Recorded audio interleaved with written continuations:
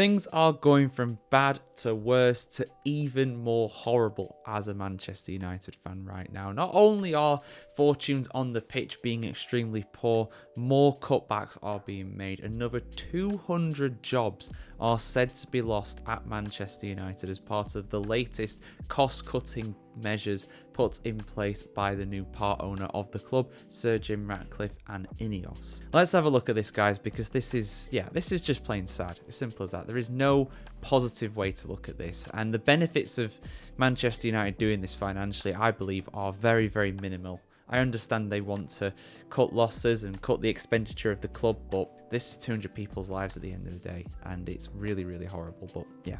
Let me just read a full article on the footballchronicle.com as always. Manchester United are swinging their axe again, with up to 200 redundancies planned in their latest round of cost slashing. Barely a year after Sir Jim Ratcliffe rolled in as co-owner, the club continues to shed staff on top of the 250 who got the chop last summer. CEO Barada laid it out on Monday. This is about survival, not sentiment. Losses topping £300 million, or just under $380 million US over the past 3 years have United scrambling to steady the ship, and nobody's safe. We have a responsibility to put Manchester United in the strongest position to win across our men's, women's and academy teams, Barada said in a statement. We are initiating a wide-ranging series of measures which will transform and renew the club. Unfortunately, this means announcing further potential redundancies, and we deeply regret the impact on those affected colleagues. However, these hard choices are necessary to put the club back on a financial stable footing. Staff will find out who's been hit between April and June, sources have told ESPN, another grim way to Old Trafford. The numbers don't lie. Last week's financials landed like a lead balloon.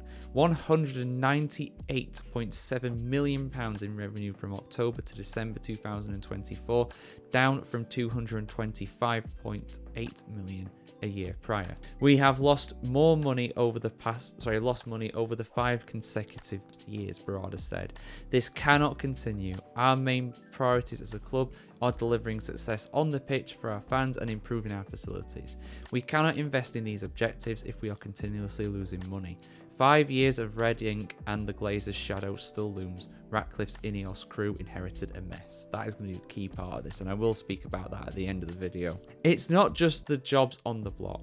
United are shuffling staff from Old Trafford offices to Carrington's training ground, while their swanky Mayfair base in London gets a reduced presence. Monday's staff meeting dropped another clanger. Free lunches at Old Trafford are toast. Not literally, they're gone. A move bosses reckon will save over £1 million yearly per an ESPN source. No more shepherd's pie is on the house. Every penny is getting squeezed. Apparently they will get free fruit, but that is it. Charities taking a hit too.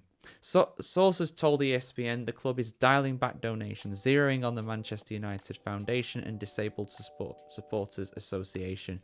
Talks with MUF are ongoing to peg a cash value, less spread, more focus. It's a cold reset, a strip back, shore up and survive. Fans want wins, not spreadsheets, but Barada's better, leaner, meaner, stronger eventually. For now, it's grim up north. Jobs lost, lunches binned, and a club clawing for footing. Ratcliffe's revolution, more like a reckoning. Very well put by the writer of this article. Well done to him for that. Thank you for that piece on the footballchronicle.com. I mean, yeah, it's just terrible, really. It really is. I had to pull the blinds up then because, yeah, the sun was just shining straight in my face. When I started this video, it was a miserable, cloudy day. Now there's just a little bit of peak of sunlight coming through the clouds. But let's get back onto topic. I mean, yeah, we knew something was going to happen because those losses are not going to be ignored.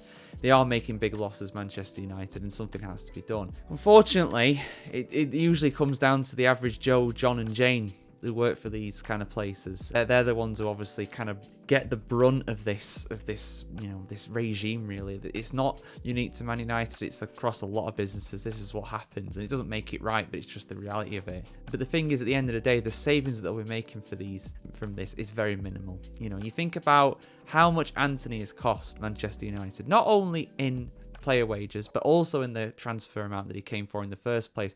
I think you add it up, it's probably cost the club around £150 million. And who is paying for that? Well, literally Manchester United are paying for it, but the people that actually work for them, they are having to foot that bill. They are having to actually make up for these mistakes themselves, basically. And I think that's really terrible. You know, the average person is suffering because of this, and I think that's awful. I really do. And it really does speak to a lot of problems.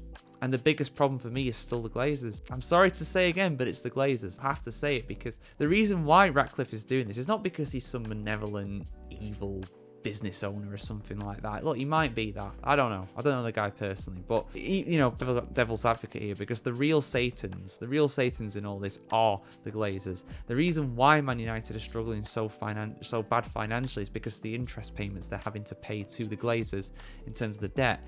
Now, the Glazers can of course put the money up themselves. Of course they can do that, but they won't. They won't do that. They haven't done that throughout this entire thing. It has to be Man United that pay it, and because the revenue has gone down, now they're having to find money from elsewhere.